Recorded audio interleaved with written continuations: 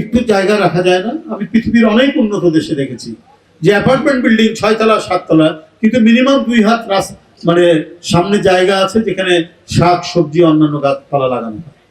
আমেরিকাতে দেখেছি, এখন নিউ ইয়র্ক পৃথিবীর মধ্যে অন্যতম জমজমাট একটি শহর, সেই শহরেও অ্যাপার্টমেন্ট বিল্ডিং এর মধ্যে দেখেছি এক ধরনের লতাপাতা অ্যাপার্টমেন্ট বিল্ডিং চারিদিকে ছেয়ে আছে।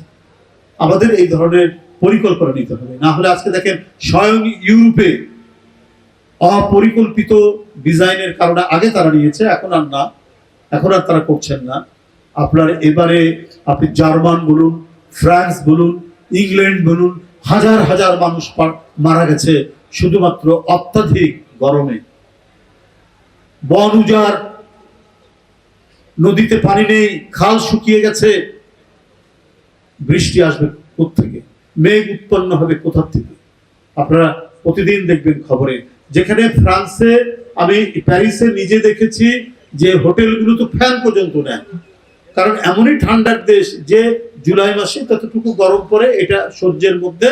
যদি খুব একটু বেশি গরম লাগে তাহলে জানলাটা খুলে দেয়, আপনার হু হু করে বাতাস আসতে থাকে, 5 মিনিট জানলা খুললে পরে ঠান্ডা লাগতে শুরু করে। এই কারণে এসি তো দূরে থাক, আপনার ফ্যান পর্যন্ত নেই। আর সেখানে গরমে মানুষ মারা যাচ্ছে, একজন দুজন নয়, শত শত মানুষ, হাজার হাজার মানুষ মারা যাচ্ছে।